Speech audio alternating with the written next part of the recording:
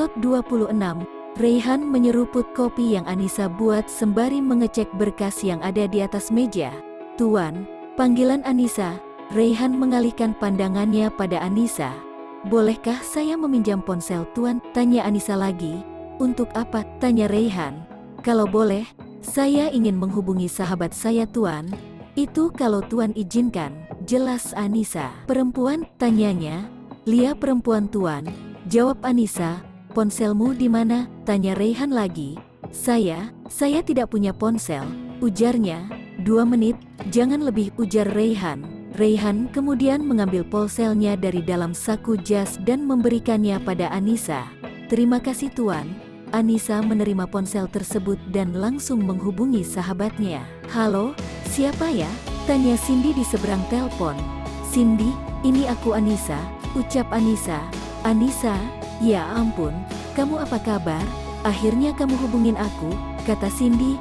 "Aku baik, kamu apa kabar?" tanya Anissa. "Aku baik juga Sa.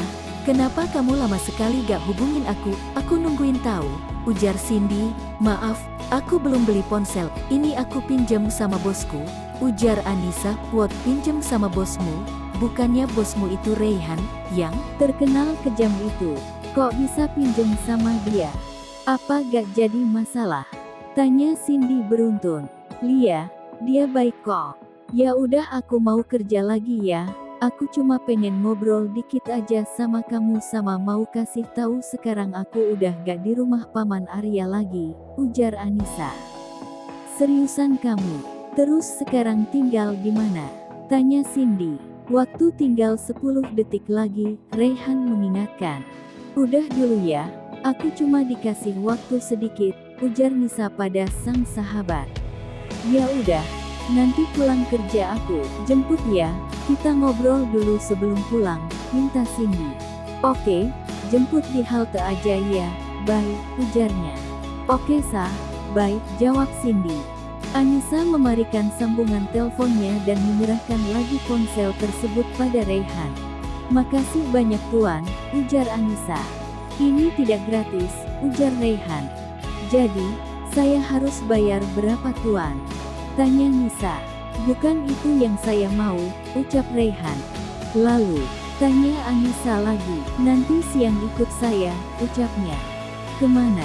tanya Anissa. "Nanti juga tahu, kembali kerja saja," ujarnya kembali. "Ish, dasar, selalu aja bikin penasaran," gumam Anissa. Anissa kembali mengerjakan pekerjaannya dengan telaten. Sedangkan Raihan berkutat dengan berkas dan file yang ada di depannya. Sampai akhirnya jam istirahat datang.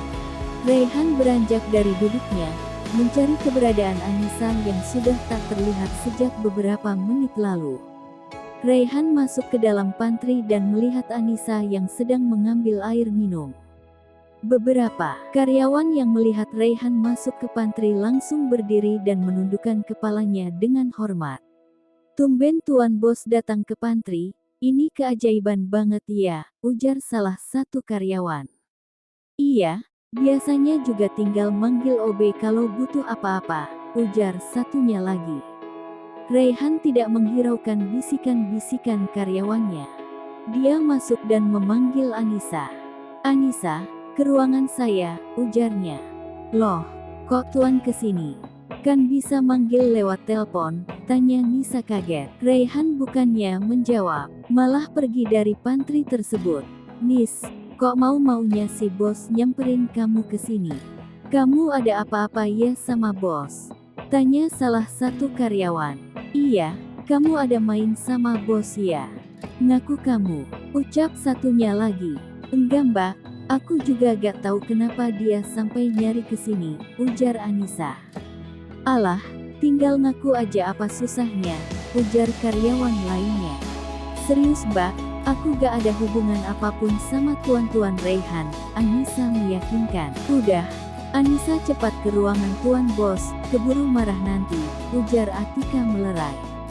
Anissa pun pergi meninggalkan karyawan yang masih saja berbisik. Sesampainya di ruangan Raihan, Anissa melihat Raihan yang sedang membereskan berkas laporan yang telah dia kerjakan. "Kamu ikut saya keluar," ujar Raihan saat melihat Anissa sudah datang. Kemana Tuan? Tanya Anissa.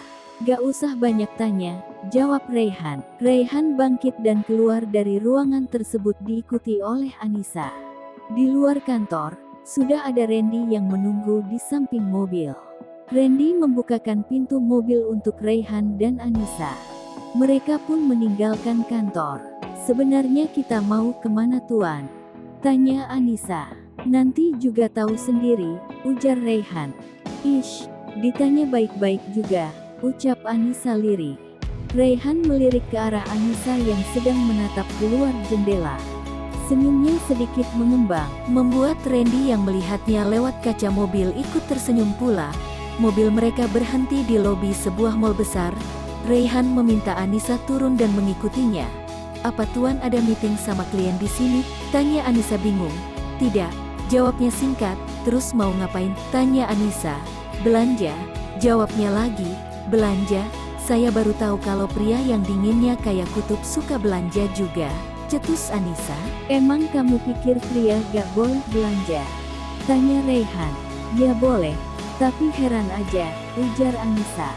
Mereka sampai di sebuah toko pakaian khusus wanita. Pilihlah sesukamu, titah Raihan. Maksud Tuan? Tanya Anis bingung. Pilih baju untukmu, ucap Raihan. Untukku, maksud Tuan? Bukannya Tuan yang mau belanja? Tanya Anissa. Gak usah banyak tanya. Pilih saja, ujar Raihan. Ini terlalu mahal Tuan, biar saya beli sendiri saja di pasar, ucap Anissa ketika melihat harga yang tertera di baju-baju itu. Saya bilang pilih, titah Raihan kembali. Tapi Tuan, ucapnya. Saya bilang pilih ya pilih, ucap Raihan lagi. Lia, iya Tuan, jawab Anissa singkat. Anissa memilih satu pakaian yang menurutnya paling murah di sana, lalu membawanya ke hadapan Raihan. Udah Tuan, ujar Anissa. Hanya itu, tanya Raihan. Iya Tuan, ini sudah cukup, ujar Anissa. Bungkus semua yang sudah dia pegang, titahnya pada seorang pelayan. Kok dibungkus semua? Apa Tuan juga mau beli buat kekasih Tuan? Tanya Anissa. Raihan tidak menjawab pertanyaan Anissa, dia keluar dari toko itu setelah membayarnya. Kemudian Raihan membawa Anissa ke dalam toko sepatu. Pilih yang pas untukmu, minimal 3 pasang, ujar Raihan. Tidak usah Tuan, sepatu saya masih layak pakai, tolak Anissa. Saya tidak suka dibantah, ujar Raihan lagi. Akhirnya Anissa memilih 3 buah sepatu yang menurutnya cocok dan lebih murah dari sepatu yang lain. Setelahnya, Raihan juga membawa Anissa ke sebuah toko tas dan memintanya untuk memilih beberapa tas lagi. Anissa pun menurut dan memilih 2 tas dengan warna yang berbeda. Setelah itu Raihan pun membawa Anissa ke beberapa toko untuk membeli keperluan Anissa. Tuan, ini terlalu banyak, ucap Anissa yang melihat begitu banyak paperback yang dibawa oleh Randy. Hanya segitu gak akan membuatku bangkrut, ujar Raihan. Tapi ini namanya pemborosan Tuan, ucap Anissa. Ini uang saya, suka-suka saya mau buat apa. Jika kamu gak mau memakai barang-barang dariku, biar Randy suruh buang semuanya, tegas Raihan. Maaf Tuan, jangan dibuang, jawab Anissa. Makanya diem, jangan banyak tanya, tegasnya lagi. Anissa mengikuti Raihan tanpa berani mengucapkan sepatah kata pun. Sampai akhirnya mereka keluar menuju lobi tempat mobilnya diparkirkan.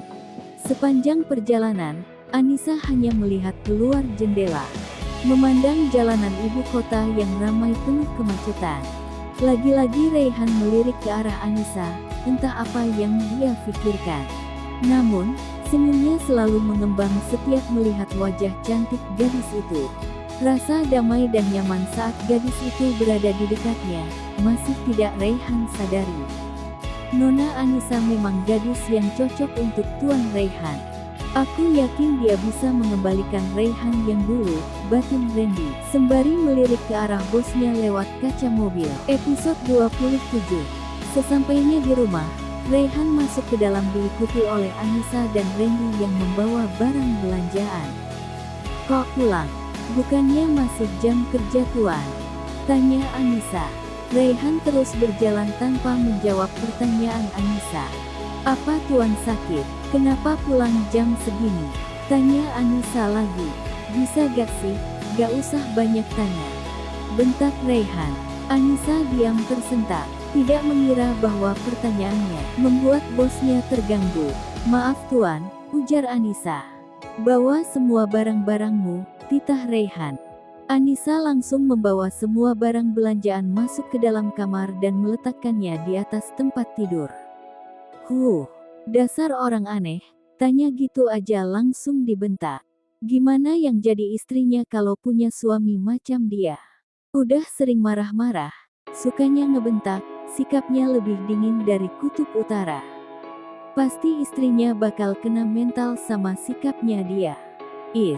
Kalau bukan karena hutang, ogah aku kerja sama dia, gumam Anissa lirih. Udah belum ngatain saya? Kalau udah, masakin buat saya, ucap Raihan. Tuan sesejak kapan di sini? Ucap Anissa terbata melihat Raihan berdiri di ambang pintu. Sejak kamu mengataiku, jawab Raihan santai.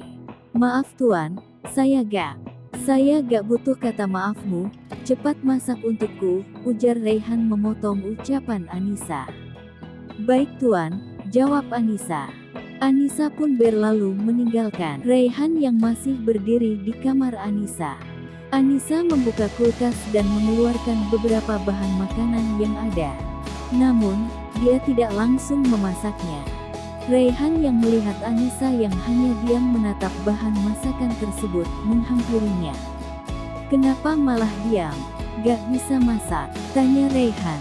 Bisa kok, cuma lagi mikir masakan apa yang Tuan suka, ujar Anissa. Apa saja saya suka, kecuali udang, ujar Raihan. Kenapa gak suka udang? Tanya Anissa.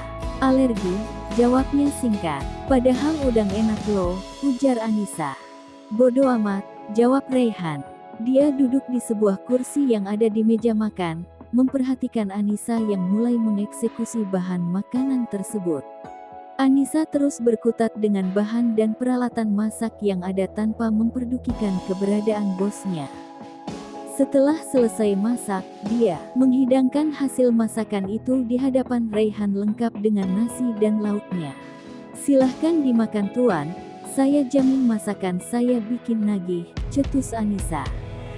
Saya gak yakin, jawabnya singkat. Belum juga nyicipin udah bilang gak yakin, gerutu Anissa yang hanya mendapat lirikan oleh Raihan. Raihan memasukkan satu suap makanan tersebut tanpa ekspresi membuat Anissa sedikit khawatir. Anissa yakin bahwa apa yang dia masak pasti enak karena setiap hari selalu memasak untuk keluarga bibinya. Namun, melihat ekspresi bosnya yang tidak bisa ditebak, membuat Anissa sedikit cemas. Gimana Tuan? Tanya Anissa. Gak terlalu buruk, jawabnya sembari melanjutkan makan. Syukurlah, Anissa bernafas lega. Setidaknya apa yang dia masak masih bisa dimakan oleh sang bos. Kenapa kamu berdiri di situ? Tanya Raihan yang melihat Anissa masih tetap berdiri di tempatnya. Temani saya makan, ujar Raihan kembali. Saya bisa makan nanti Tuan, jawab Anissa. Makan sekarang atau keluar dari rumah ini detik ini juga, ancam Raihan. Iya saya makan, saya belum nemu kontrakan jangan diusir dulu, cetus Anissa. Dia pun duduk dan ikut makan bersama Raihan.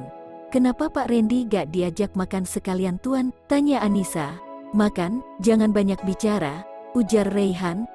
Cuma tanya doang juga, ucap Anissa lirih. Suasana hening, hanya denting sendok dan piring yang terdengar. Selesai makan, Anissa membereskan meja dan mencuci piringnya. Sedangkan Raihan kembali ke ruang tamu menemui Randy. Kamu kembali saja ke kantor, saya ingin mengecek proyek Papa dulu. Mungkin saya gak akan ke kantor lagi nanti, ujar Raihan pada sang asisten. Tapi, nanti sore ada meeting dengan perusahaan YN Tuan, jawab Randy. Pindahkan saja ke tempat yang dekat dengan proyek Papa, ujar Raihan. Baik Tuan, nanti saya hubungi Pak Yuda untuk perubahan tempat ini, jawab Randy. Kalau begitu, saya permisi Tuan. Pamitnya kemudian, Pak Randy kemana? Tanya Anissa yang hanya melihat Raihan saja di ruang tamu. Pergi, jawab Raihan singkat. Kok pergi? Tanya Anissa lagi. Memang mau ngapain dia di sini terus? Tanya Raihan balik. Kan Tuan masih di sini, jawab Anissa. Memangnya kenapa kalau saya masih di sini? Tanyanya lagi. Ish, ditanya malah balik tanya, gerutu Anissa. Saya mau keluar. Kamu gak perlu ke kantor lagi karena saya gak akan kembali ke kantor, ujar Raihan seraya bangkit dari duduk dan merapikan jasnya. Terus saya ngapain di sini? Tanya Anissa. Terserah kamu. Oh ya, nanti malam saya ingin makan di sini. Jadi, sebelum saya pulang, kamu harus masak, ujar Raihan. Tuan akan tinggal di sini lagi? Tanya Anissa lagi. Terlalu banyak tanya. Masak saja untukku, ujarnya. Tapi, bahan masakan udah habis. Tadi tinggal dikit udah aku masak semua, ujar Anissa. Ini, belanja saja di supermarket. Tidak jauh dari jalan depan, ada supermarket. Raihan mengambil satu kredit card kepada Anissa. Ada uang cash gak? Saya gak biasa pakai kartu kayak gitu, ucap Anissa. Dasar kampungan, ujar Raihan kesal. Nih, cukup gak? Raihan memberikan beberapa lembar uang 100 ribuan pada Anissa. Udah cukup banget, makasih Tuan, ujar Anissa menerima uang tersebut. Masak yang enak, saya pergi dulu, ujar Raihan sembari berlalu meninggalkan Anissa. Hati-hati di jalan Tuan, teriak Anissa. Raihan yang baru keluar pintu, menoleh dan tersenyum pada Anissa lalu kembali melangkah menuju mobil. Setelah Raihan pergi, Anissa pun masuk ke kamar mengambil tas dan bergegas pergi ke supermarket untuk membeli bahan makanan. Sesampainya di supermarket, Anissa mulai memilih beberapa bahan makanan yang dia perlukan dan beberapa bahan makanan lain untuk stok di rumah. Saat sedang memilih sayuran, seorang pria yang sejak tadi mengamati Anissa menghampirinya. Siang Mbak, sendirian aja belanjanya, sapa pria itu. Iya, jawab Anissa singkat. Boleh saya bantu Mbak? Tanya pria itu. Tidak udah Mas, saya bisa sendiri, tolak Anissa. Gak apa Mbak, oh ya, perkenalkan nama saya Leonardo, panggil aja Leo, ujar pria itu sembari mengulurkan tangannya. Saya Anissa, jawab Anissa tanpa menerima uluran tangan pria tersebut. Udah nikah belum Mbak? Tanya Leo. Belum, saya permisi dulu, jawab Anissa dan langsung menghindar dari pria tersebut. Sial, baru kali ini ada cewek yang nolak gue. Menarik juga dia, gumam Leo menyeringai. Leo terus memperhatikan Anissa yang masih memilih beberapa buah dan sayuran di rak lain. Sampai Anissa sadar bahwa pria itu masih saja menatapnya, dia langsung mengakhiri belanjanya dan membayarnya di kasir. Lagi-lagi pria itu menghampirinya. Biar saya yang bayar semua belanjaan dia Mbak, ujar Leo pada sang kasir. Jangan, saya masih bisa membayarnya, ujar Anissa. Tak apa, anggap saja tanda pertemanan, ujar pria itu. Terima kasih, tapi saya tidak ingin berteman dengan Anda, dan saya tidak butuh traktiran dari Anda. Jawab Anissa sembari memberikan uang pada sang kasir dan keluar dari supermarket tersebut. Leo merasa semakin tertantang untuk mendekati Anissa. Dia masuk ke dalam mobil dan mendekati Anissa yang sedang berjalan kaki. Aku antar ya, daripada jalan kaki nanti capek, rayu Leo. Tidak perlu, terima kasih, ujar Anissa menolak. Ayolah, aku antar ya. Aku gak jahat kok, Leo tetap berusaha agar Anissa mau diantar olehnya. Maaf saya tidak bisa, Anissa tetap menolak. Lalu Anissa melihat sebuah ojek yang baru saja menurunkan. Penumpangnya tidak jauh dari dirinya berdiri. Dia pun memanggil tukang ojek tersebut dan meminta untuk mengantarnya pulang. Pak, ojek kan? Bisa antar saya? Tanya Anissa pada tukang ojek tersebut. Iya Mbak bisa. Ayo naik, ucap tukang ojek. Leo yang melihat Anissa naik ojek, langsung mengikutinya. Namun di tengah perjalanan, Ponsel Leo berdering. Leo pun langsung mengangkatnya. "Ya, ada apa?" tanya Leo. "Di mana? Cepat pulang. Papa nyariin," ujar seseorang di seberang telepon. "Baiklah," jawabnya. "Ganggu aja. Belum juga tahu alamat gadis itu," gerutu Leo sembari memutar arah mobilnya.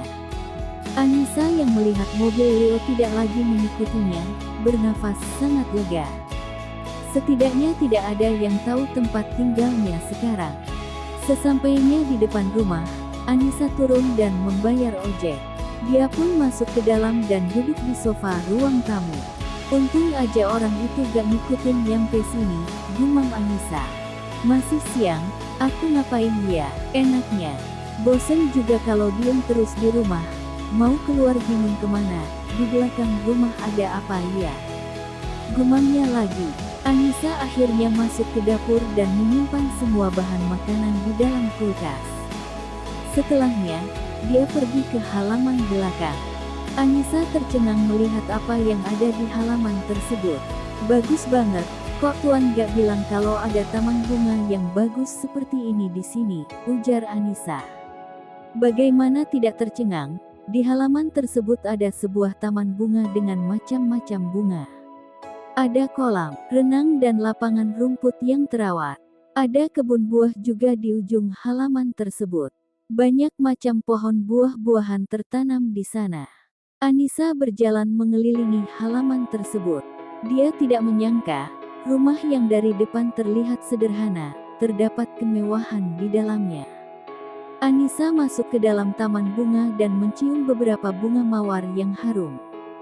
Dia mengelilingi taman bunga itu dan melihat bunga edelweiss yang indah di sana. Anissa lalu menghampiri bunga tersebut dan memetiknya satu tangkai. Next episode 28-29.